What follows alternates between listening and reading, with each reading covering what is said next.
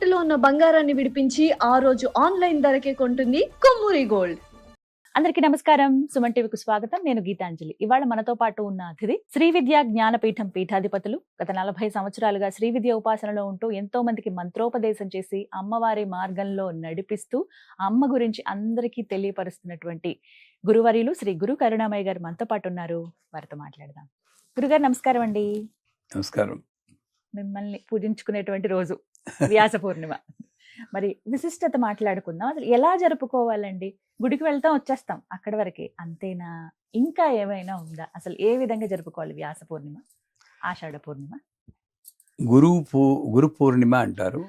వ్యాస పూర్ణిమ, గురు పూర్ణిమ అంటాం. అందరికీ ప్రత్యక్షంగా ఒక రూపంలో గురువు దొరికే భాగ్యం అందరికీ ఉండకపోవచ్చు. గురువు ఉండడం ఒక భాగ్యం. కానీ ప్రత్యక్షంగా ఉన్నా లేకపోయినా ప్రతి ఒక్కడికి ఒక గురువు ఉన్నాడు. అది తెలుసుకుంటే చాలు. గురు పూర్ణిమ నాడు ఏం చేయాలో అర్థమైపోతుంది. ఇప్పుడు గురు పూర్ణిమ నాడు గురువును పూజించుకోవాలి అన్నారు. ఆ గురువు ఎవరు? మీ షూట్ మొదలడానికి ముందు నేను ఇలా పెట్టుకున్నాను, మీరు చూసారో లేదో. ఆ గురువు యొక్క స్థానాన్ని శాస్త్రం చెప్తుంది. గురువు రూపంలో ఉన్నటువంటి గురువా లేక ఇంకేదైనా అని ఆలోచించినప్పుడు ఇక్కడ శివపాదము, ఇక్కడ శక్తిపాదం, 2 పాదాలు ఉన్నాయి. ఊహించుకోండి. ఇది అనాలిసిస్, సెల్ఫ్ అనాలిసిస్. అంటే నన్ను నేను ఎప్పుడు విశ్లేషణ చేసుకుంటూ ఉండాలి. మనం ఆపోజిట్ చేస్తాం, ప్రపంచాన్ని విశ్లేషణ చేస్తాం, మనల్ని మర్చిపోతాం. సెల్ఫ్ అనాలిసిస్ చేసుకోవాలి. అది శివుడు. ఆ థాట్స్, ఇది బ్లిస్ అంటే ఆనందం కాదు, ఒక రకమైన తన్మయత్వంతో కూడిన బ్రహ్మానందం. ఈ రెండింటినీ నేను శివపాదము, శక్తిపాదం, గురుపాదాల కింద నేను ఊహించుకుంటున్నాను. అది నేను ప్రత్యక్ష రూపంలో ఉన్న గురువు దొరికాడు అనుకోండి, నాకు 25 ఏళ్ళప్పుడు దొరికాడు. ఆయన అనుగ్రహం చేత అన్నీ సైలెంట్గా నేర్చేసుకుంటాం. లేనప్పుడు ఇలాంటివి విన్నప్పుడు కానీ, పుస్తకం చదివినప్పుడు కానీ, నన్ను నడిపించేటటువంటిది లలితా సహస్రనామంలో అమతిర్మేధ శృతి స్మృతి అనంతమా పుణ్యకీర్తి పుణ్యలభ్య అని ఒక లైన్ ఉంది. మతి అంటే ఆలోచన, అమతి అంటే ఆలోచన కన్నా ముందుంటుంది అమ్మ. అంటే ఆలోచన మీది కాదు, ఆలోచన మీది కాదు, ఈ పదం నాది కాదు. పదం పలికించడానికి వచ్చే పల్సెస్ వెనకాతలు ఉండేది అమ్మ. అలా ఆలోచించిన ఎక్కడ ఉంటుంది? పూర్వజ. ఆమె వెనకాతలు ఎవరు లేదు, అన్నిటికీ వెనకాతలు ఉన్నది. అందుచేత ఈ యొక్క శివపాదము, శక్తిపాదం వల్ల నన్ను నేను ఎప్పుడూ అనాలిసిస్ చేసుకుంటుండాలి, ప్రపంచాన్ని నేను ఎప్పుడూ ఒప్పుకుంటూ ఉండాలి అన్న తత్వాన్ని నేను పాటిస్తూ ఉంటే నా గురువు నేను అంటే అర్థమైనట్టే. గురు గీత అని ఒకటి ఉంది. ఆ గురు గీతలో చెప్పింది తూచా. ఒక గురు పూర్ణిమ నాడే వచ్చేసి గురువు ఎక్కడుంటే వచ్చేసి దక్షిణలు ఇచ్చేయడం, బట్టలు ఇచ్చేసేయడం, శాస్త్ర నమస్కారం ఇలా ఇలా ఇలా అని పెట్టేయడం చేస్తూ ఉంటాం. ఎక్స్ట్రా గుర్తొస్తూ ఉంటారు. అప్పుడు మాత్రం అప్పుడు కూడా రాని వాళ్ళు ఉన్నారనుకోండి చాలా మంది. నువ్వు ప్రపంచంలో ఎక్కడున్నా సరే అట్లీస్ట్ గురు పౌర్ణమి నాడు వెళ్ళి గురువుని దర్శించుకోవాలి. రక్త శుక్ల ప్రభామిశ్రం అతర్క్యం త్రైపురం మహ అవాన్మానస గోచరం అంటారు. గురుపాదాలు అన్నీ తెలియదు. నీకు వాక్కుతో వివరించడం కానీ, మనసుతో ఊహించడం కానీ, శక్యము కానీ అతీతమైనటువంటి రూపమే గురుపాదము. రక్త శుక్ల ప్రభామిశ్రం. రక్త అంటే అమ్మవారి పాదం, శుక్ల అంటే వైట్ అయ్యవారి పాదం. రక్తము అంటే త్యాగనిరతి జ్ఞానము, శుక్లము అంటే శుద్ధ సత్వ జ్ఞానము. ఈ రెండూ కలిసిందే గురుపాదాలు. లాస్ట్ వర్డ్ అతర్క్యం త్రైపురం మహహ అన్నాడు. అంటే గురువుని గురించి నువ్వు తర్కంలో ఆలోచించడానికి 3 లోకాల్లోనూ నీకు సాధ్యం కాదు. గురువే అల్టిమేట్. మా గురువుగారు శివరాత్రి నాడు ఉల్లిపాయ పకోడీ ఇచ్చారు నాకు. ఏంటనుకున్నారు మా గురువుగారు? తీసుకోవాల్సిందే. మహాప్రసాద్. మనసులో డౌట్లు ఉన్నా కూడా ఎప్పుడు బిగినింగ్ లో చూశారు. చాలా నియమాల్లో ఉపవాసాలు అది ఇది అంటే సుబ్బు ఇలా ఉమ్. తను కొంచెం ఇలా అంటే, నువ్వు తీసుకోను ఇవాళ తెలుసు తిను అంటే అది ఏమిటి నాకు కనబడ్డానికి ఉల్లిపాయ పకోడీ అయినా అది నిజంగా కాకపోవచ్చు. ఉమ్. ఆయనకి ఏదైనా చేయగల శక్తి ఉందనుకోవాలి ఆహా. గురువుని. అతర్క్యం. ఉమ్. అందుకే చెప్తారు చూడండి, గురువు అంటే ఎవరు అంటే భారతంలో చెప్తారు. కృష్ణుడు అర్జునుడు నడుస్తూ ఉంటే కృష్ణుడు బావా ఆడు చిలక చూసావా బాగుందా అంట. ఉమ్. చాలా బాగుంది అంటారు. ఉమ్. ఇంకొక అడిగేసి చిలక కాదు అది పిచ్చిక అనుకుంటాను, పిచ్చికే అంటారు. ఉమ్. పిచ్చికే బాగుంది అంటారు. ఉమ్. ఇంకొక అడిగేది చిలక పిచ్చిక కాదు రాబంది, అది ఉమ్. ఇక్కడ సంబంధం లేని పక్షులు. ఉమ్. రాబంది అంటారు. నీకంటూ ఒక ఒపీనియన్ లేదా అంటాడు. ఉమ్. కృష్ణ నువ్వు గీతాచార్యుడివి, ఉమ్. నువ్వు అదే ఏదంటే అది చెప్పారు. అదే, ఒకవేళ కాకపోయినా మార్చగల శక్తి ఉన్నవాడు నువ్వు అంటాడు. అది మర్చిపోకూడదు. ఉమ్. చిలకని పిచికిగాను పిచికని రాబందుగాను మార్చగల శక్తి ఉన్నవాడే గురువు. ఉమ్. అంటే గురువు ఇలా చెప్పాడు, ఇది కరెక్టా కాదా అని ఇంటర్నెట్లో వెళ్ళి వెతుక్కోవడం, ఆ గురువు అలా చెప్పాడు, ఈ గురువు అలా చెప్పాడు, ఇది జీవితాలు వేస్ట్ చేస్తూ ఉంటాం. ఉమ్. నాకు మంత్రాన్ని ఇచ్చిన గురువు ఏం చెప్తే అదే వేదం. ఉమ్. నాకు ఇంకో మంత్రం ఒక్కర్లేదు, ఈ మంత్రం చేసుకోరా చాలు అంటారు. పక్కవాడికి ఏమో మహాషోడశి అన్ని ఇచ్చేస్తూ ఉంటారు. ఉమ్. ఏంటిది నేనంటే ఇష్టం లేదా, నాకు గణపతి ఇచ్చారు, వాళ్ళ మహాషోడశి. వాళ్ళు అక్కడ దాకా వెళ్ళిపోయారు. ఉమ్. ఈ అన్నీ కరెక్ట్ చేసుకుంటూ వెళ్తారు. పౌర్ణమి అని ఎందుకన్నారంటే ఉమ్. పూర్ణంగా ఉన్నటువంటి కళలు. అదే పాడ్యం మీద వ్యాక్సింగ్ అండ్ వేనింగ్ అంటారు. ఉమ్. ఒకటి ఇంక్రీజ్ అవుతూ ఉన్నప్పుడు పూర్ణ కళలు అనే పూర్ణ కళలు ఏంది, పౌర్ణమికి ఎందుకు లింక్ పెడుతున్నాడంటే చంద్రమా మనసో జాత చక్షో సూర్యో అజాయత. ఉమ్. అంటే చంద్రుడు బుద్ధిని కంట్రోల్ చేసేవాడు చంద్రుడు, ఉమ్. చూపుని కంట్రోల్ చేసేవాడు సూర్యుడు. ఉమ్. బుద్ధిని కంట్రోల్, బుద్ధి వికాసం, బుద్ధి వికాసమున్నే పౌర్ణమితో పోలుస్తున్నాడు. అంటే బుద్ధి పూర్తిగా వికసించుకున్నప్పుడు ఎటువంటి వికాసం, నా గురువు నాకు సర్వస్వము, నా గురువు చెప్పింది వేదము, శిరసా వహిస్తాను, ఇంకో మాటే లేదు అన్నటువంటి ఆలోచన కలగడమే గురు పౌర్ణమి. కానీ ఆ పౌర్ణమే అసలు నిజంగా గురుగీత మీరు చదివేరంటే ధ్యానమూలం గురోమూర్తిం, పూజామూలం గురోపదం, మంత్రమూలం గురోర్వాక్యం, మోక్షమూలం గురోర్కృప అన్నాడు. ధ్యానమూలం గురోర్మూర్తిం. నువ్వు అన్నిట్లోనూ గురువునే చూడాలి. అమ్మవారైనా గురువుని గురువే కదా చూపించిందమ్మా. ఆయన చూపిస్తేనే నాకు తెలిసింది, కానీ మా అమ్మ చూపిస్తేనే నాకు నాన్న తెలిసారు, నాకు తెలియదు కదా. ఆవిడ ఇంట్రడ్యూస్ చేశారు, అదే నాకు అమ్మే ఫస్ట్. అలాగే గురువు అమ్మవారి ఎదురా ఉపాసన చేసుకోబట్టి చూపించిన వాడు వழிగాట్టి అంటారు, అరవం లైట్ హౌస్. అంటే అది ఇంపార్టెంట్ నాకు. ధ్యానమూలం గురోర్మూర్తి. పూజ చేసేది అమ్మవారికే గాన నేను ధ్యానం చేసుకున్నప్పుడు గురు బిన జ్ఞాన కహాసే పావు అంటాడు. అంటే అంత తపన ఆర్ద్రతతో ఉండాలి గురువుకి. ఎప్పుడు గురు పౌర్ణమి నాడు కాదు, ప్రతిరోజు. నువ్వు గురువు లేకపోతే నాకు జ్ఞానం ఎక్కడి నుండి వస్తుందయ్యా. నాదే తీసుకోండి, చిన్న మామూలు ఏదో కాలేజ్ చదువుకుని మామూలుగా ఉద్యోగం చేసుకుని వెళ్ళిపోయి ఉండేవాడిని. అలాంటి వాళ్ళకి 25 ఏళ్ళ వయసులో వచ్చి ఇంత భోగం, ఇంత కీర్తి ఇస్తున్నారు. ఆ గురువు కాకపోతే ఇంకెవరు ఇస్తారమ్మా. అలా 24 గంటలు గురువు గురువు గురువు గురువు, నేను లేదు, నా ప్రతి అణువు గురువు అనుకోవాలని గురుగీత చెప్తోంది. ధ్యానమూలం గురోమూర్తి. ఉత్తినే ఇలా కళ్ళు మూసుకుని ఒక సెకండ్ కాదు, ఎప్పుడు. పూజామూలం గురోర్పదం. ఏ పాదాలకు పూజ చేస్తున్నా నా గురువు గారి పాదాలు ఇంతలాగా ఉంటాయి, ఇలా క్రాస్ చేసుకుని కూర్చుని వారు అలాగే ఊహించుకుని చేయాలి. మీరు నమ్మరు, నా పీఠంలో ఉన్నప్పుడు అలా ఊహించి ఊహించి ఊహించి ఆవాహన అవుతూ ఉంటాడు అప్పుడప్పుడు. ఆయన ఏదైనా వింటే ఇలా, నాకు కూడా అప్పుడప్పుడు తెలియకుండా ఈ పోజ్ ఇలా వచ్చేస్తుంది. అంటే ఆ ఎనర్జీ నా కాళ్ళు కూడా ఇలా అయిపోతూ ఉంటాయి క్రాస్ చేసుకుని. అంత పవర్ఫుల్గా ఉంటుంది ధ్యానం చేస్తుంటే. పూజామూలం గురుపదం. మూడోదే కష్టం. మంత్రమూలం గురోర్వాక్యం. అంటే గురువు ఏం చెప్తే అదే మంత్రం. మంత్రంలా వచ్చేయి అంటే వచ్చేయాలి. ఎందుకు? మీకు ఒక గురువు చెప్తాను, అప్పుడు అర్థమవుతుంది గురువు అంటే. కర్ణాటకలో గురువు గారు ఉన్నారు. ఆయన అమెరికాలో పనిచేస్తున్నప్పుడు ఒకళ్ళు ఎవరో కపుల్ని వారం రోజులు ఇండియా వచ్చేయి అన్నారు.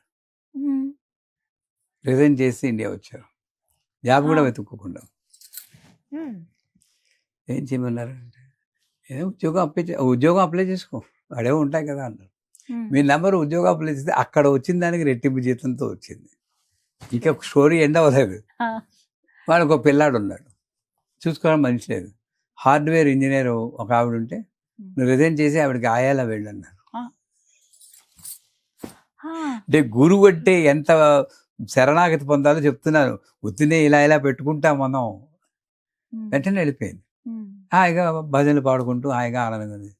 ఎలా ఉందో? చాలా ఆనందంగా ఉందండి భజన. మీకు నాకు ఫ్యామిలీ లేదు, సింగిల్ లేడీ నేను. ఫ్యామిలీ పని చేయి, మానేసేసి ఆశ్రమంలో వంట చేయి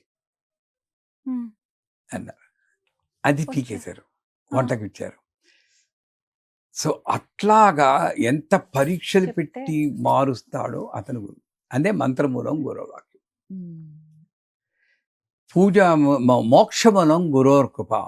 ఒక గురువు సంతృష్టి చెందేట ముక్కోటి దేవతలు సంతృష్టి చెందుతారు. గురువుని సంతృష్టి పెట్టేది డబ్బు కాదు, కాళ్ళు పట్టడం కాదు. గురువు ఏమిటైతే ఒక సంకల్పం పెట్టుకుంటాడో, ఒక ఫోకస్ విజన్ పెట్టుకుంటాడో, ఆ విజన్ని 10 మందికి పంచడం. గురు వాక్యాన్ని 10 మంది ధర్మ ప్రచారం అంటారు. అది చేస్తే గురువుకి సంతోషం. అంటే ఈ గురు పౌర్ణిమ నాడు ఏం చేయాలంటే దక్షిణామూర్తి స్తోత్రం, విశ్వం దృశ్యం దర్పణ నగరి అంటే దక్షిణామూర్తి స్తోత్రంలో గురువుని గురించినటువంటి మౌన వ్యాఖ్యా ప్రకటితం అంటారు. గురోస్తు మౌనం శిష్యోత్తు చిన్న సంశయ అని ఏదో వస్తుంది. గురువు మౌనంగా కూర్చుంటారు. మా గురువు గారు అలా కూర్చుని వారు ఇలాగా దేవిపురంలో. మేము అలా కింద కూర్చున్నారు, 3-4 ఉండేవాళ్ళం. ఆయన ఏం చెప్పేవారు కదా, ఇలా కూర్చు అయిపోయింది. మా ఎక్స్పెక్టేషన్ ఏదైనా ఒక ముక్క చెప్తే విందామని, ఏమీ చెప్పరు. వెళ్దామా అనేవారు, వచ్చేసేవాడు. రోజులు కానీ మాకు తెలియకుండానే మాకు డౌట్లు ఏమీ లేకుండా అయిపోయింది. మౌనంగా ఉండి శిష్యుల యొక్క సందేహాలను పోగొడతాడు గురువు. అటువంటి గురువుని ఆ గురు పౌర్ణమి నాడు ప్రత్యక్షంగా ఉంటే దర్శనం చేసుకోవడం, నీ అనుభవాలు చెప్పడం, గురువు సంతోషిస్తాడు. తండ్రికి పిల్లవాడు వచ్చి, నాన్న బాగా మార్కులు వచ్చాయి నాన్న, నేను 99 వచ్చేసింది, క్లాస్ ఫస్ట్ వచ్చిండే, పేరు నిలిపేవరా అనుకుంటా. అదే గురువు అంటాడు శిష్యుడికి, గురుగారు మీరు రోజు చేస్తున్నాను, చాలా మార్పు వచ్చేసింది అంటే తృప్తి. ఆ తృప్తి గురువుకి వారు. అందుకే మా గురు పౌర్ణమి నాడు ఓన్లీ అనుభవాలు చెప్పమంటాం. అనుభవాలు అన్నప్పుడు గురువుగారు అంత ఇది ఇంత ఇది స్తోత్రం చేయడం కాదు. ఈ గురువు వచ్చినందువల్ల నీ జీవితంలో ఏం మార్పు వచ్చిందో చెప్తే అప్పుడు గురువు సంతోషిస్తాడు. అప్పుడు అలా ఉండేవాడిని, ఇప్పుడు ఇలా అయ్యాను, అది గురు కృపాని. సో అంచేత దక్షిణామూర్తి స్తోత్రంతో గురు మండల పూజ అని ఒకటి ఉంది, అది తెలిసిన వాళ్ళు చేయడం. గురు అష్టోత్తరం ఉంటుంది, మీకు మామూలు ఇంటర్నెట్లో కూడా దొరుకుతుంది. దక్షిణామూర్తి అష్టోత్తరం కానీ, గురు అష్టోత్తరం కానీ, దత్తాత్రేయ అష్టోత్తరం కానీ, ఎవరి పద్ధతి ప్రకారం వాళ్ళు అష్టోత్తరం పూజ చేసుకుంటూ, గురుమండలం అంటే ఏమీ లేదు, హెక్సగన్, షట్కోణం. ఆ షట్కోణం గీసుకుని షట్కోణానికి పూజ చేసి యథాశక్తి గురువు పేరు మీద దానాలు చేయడం, ఆయన పేరు మీద ఎవరికో లేని వాళ్ళకి ఇవ్వడం చేయడం. ఇది ఒక పార్ట్ ఆఫ్ ది గురు పౌర్ణమి. రెండో పార్ట్ ఏంటంటే, నా గురువుకి ఏది ఇష్టమో అది చేయడం. గురువు హోమం చేస్తాం ఆ రోజు. మా గురువు గారు చెప్పానుగా, పకోడీలు చాలా ఇష్టం. అంచేత ఆ హోమంలో ఆహుతులు పకోడీలే. ఎందుకంటే నాకు యజ్ఞ దేవత గురువే కదా, ఆ గురువుకి పకోడీలు ఇష్టమైతే నేను పరమాన్నం అయితే దాని షుగర్ పెరుగుతుంది. అంటే అంత ప్రత్యక్షంగా నేను చూడాలి. ఇప్పుడు నా పేరు మీద హోమం చేశారు అనుకోండి, మా శిష్యులు ఏం వేస్తారు తెలుసా? పాలకోవ. ఓ మీకు అంత ఇష్టం. పాలకోవాలు వేస్తూ చేస్తుంది. అంటే రసగుల్లాలు ఇష్టం, కానీ అది వేస్తే హోమం సరిగ్గా పాలకోవాలు వేస్తుంది. అంటే హోమం అనే ప్రతీక ఏంటంటే నా గురువుకి ఏది ఇష్టమో సమర్పించడం. అది చేయడం. ఆ రోజు చివరికి ఆ రోజంతా గురు మంత్రం అని ఒకటి ఉంటుంది. గురువు గారు దీక్షిస్తున్నప్పుడు గురు మంత్రం ఉంటుంది. ఆ గురు మంత్రాన్ని యథాశక్తి జపం చేయడం. అన్నిటికన్నా ముఖ్యం ఈ శ్లోకాన్ని ఎప్పుడు పఠించడం. ధ్యానమూలం గురోమూర్తిం, పూజామూలం గురోపదం, మంత్రమూలం గురోవాక్యం, మోక్షమూలం గురోర్భవం. ఈ 4 లైన్లు చదువుకుంటూ గురువు ఉన్నవాడు చదువుకోవచ్చు, గురువు లేనివాడు చదువుకోవచ్చు. ఎందుకంటే ఇక్కడ నుండి వచ్చే ఆలోచనలే నన్ను కంట్రోల్ చేస్తుంది. కాబట్టి ఈ మంత్రం చెప్పుకున్నంతసేపు ఈ ఆలోచనలు కంట్రోల్ అయ్యి, ఇప్పుడు చూడండి బుద్ధుడిది బొమ్మలు వేసినప్పుడు ఇలా వికసించినట్టు వేస్తారు, అవునా కదా? మనకి ఎప్పుడు అలా వికసించినట్టు కనపడదు ఇక్కడ. అంటే వికసిత చిత్తం అలాంటిది గురువు యొక్క ధ్యానం వల్ల అవుతుంది. కాబట్టి ఆ గురుగీత ఒక పారాయణ ఒకటి చాలా బాగుంటుంది. గురువు కన్నా గొంతెత్తి మాట్లాడకూడదు. కొంతమంది చూడండి వైదికంగా కంచి కామకోటి పీఠం వెళ్ళినప్పుడు వాళ్ళు ఇలా మాట్లాడతారు, ఇలా పెట్టుకుని. ఎందుకు తెలుసా? మాట్లాడుతుంటే ఎంగిలి వారిని గురువు పడుతుంది. గురువుతో మాట్లాడుతున్నప్పుడు ఇలా వంగి ఈ బిందు స్థానం గురువుకి కనబడాలట. ఇక్కడ నుండి ఆయన అనుగ్రహం ఆవిడ అనుగ్రహం నాకు అందుతుంది. కాబట్టి ఇలాగ అది ఒక పోస్చర్ అన్నమాట. గురువుకి సాష్టాంగ నమస్కారం చేయాలంటారు. గురువుకి మాట్లాడుతున్నప్పుడు కట్ చేసి మాట్లాడడం కానీ అది చేయకూడదు. నేను గురువు సమక్షంలో లేనప్పుడు గురువు ఏ ఊర్లో ఉన్నాడో ఎక్కడ ఉన్నా సరే ఆ దిక్కుగా నేను నమస్కారం పెట్టుకుని లేవాలి. ఇప్పుడు కాంచీపురంలో నేను ఉన్నాను, హైదరాబాద్లో శిష్యులు ఉన్నారు. కాంచీపురం నుండి హైదరాబాద్ను కాంచీపురం ఏ దిక్కులో ఉంటుందో ఆ దిక్కుకు నమస్కారం పెట్టుకుని నేస్తారు. ఇప్పుడు చూడండి, ముస్లిమ్స్ కూడా మక్కా కేసి తిరిగి నమస్కారం పెడతారు. అన్ని మతాల్లోనూ అదే వాళ్ళకి అక్కడ గురువు. అంటే అర్థం ఏంటి? నా గురువు లేకుండా నా జీవితం సాగదు అన్న ఒక ఆలోచన కోసం అలా వేస్తారు. గురువుకి వీపు చూపించకూడదు అని రాస్తాడు. అంటే అర్థం ఏంటి? గురువుకి ముందు నడవకూడదని కాదు, గురువుని దాటి నాకే తెలుసు అన్నట్లు చెప్పకూడదు. నువ్వు గణపతి మంత్రంలో ఎన్ని అక్షరాలు ఉన్నాయి అంటే 28 అంటారు. గణపతి మంత్రంలో అక్షరాలు 29 అన్నా అనుకోండి, 28 కదండి అన్నా అంటే వాడు శిష్యుడు కాదు. అంతే, 29 అంటే 29 వినడమే. అంటే గురువుని దాటి ముందు చెప్పడం కానీ, గురువు కన్నా ఉచ్చస్వరంలో పలకడం కానీ చేయకూడదు. అటువంటి కొన్ని నియమాలు ఒక 100 శ్లోకాల్లోనూ గురుగీతలో చెప్తారు. వాటిల్లో కొంచెమైనా మనం పాటించగలిగితే మనకి ట్రాన్స్ఫర్మేషన్ వస్తుంది. అంటే గురు పౌర్ణమి, వ్యాస పౌర్ణమి ఏ పేరుతో పిలుచుకున్నాడా అది మనల్ని ఉద్ధరించుకోవడానికి వచ్చిన మహత్తర అవకాశం కింద భావించి గురు పౌర్ణమి అందరూ 29 జూలై గురు పౌర్ణమి అంటారు. అసలు గుడికి వెళ్తే కూడా దత్తాత్రేయుల వారి దర్శనం, దక్షిణామూర్తి దర్శనం, అమ్మవారి ఇక్కడ ఉంటే ఇటు సైడ్లో ఉంటారు దక్షిణ కేసు, అక్కడ మహ్యం మేధాం ప్రజ్ఞాం ప్రయచ్చ స్వాహ అని దక్షిణామూర్తి మంత్రం. నా యొక్క మేధాం ప్రజ్ఞాం ప్రయచ్చ స్వాహ, నాకు మేధస్సుని అంటే ఉత్తమ జ్ఞాన, ఆధ్యాత్మిక జ్ఞానం, ప్రజ్ఞాం ప్రసిద్ధ జ్ఞానాన్ని, ఆ జ్ఞానాన్ని ఎలా ఉపయోగించుకోవాలో వచ్చిన జ్ఞానం ప్రతిజ్ఞానం.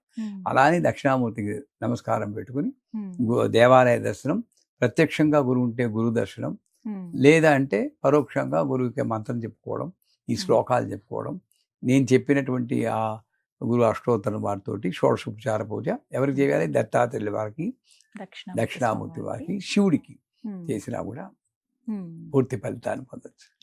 చాలా చక్కగా సరే, ఆ రోజున ముందు తెలుసుకుంటాము, ఆ రోజున కూడా ఈ వీడియో చూస్తూ మీ దర్శనం కూడా అయిపోతుంది. చాలా సంతోషం అండి, ధన్యవాదాలు.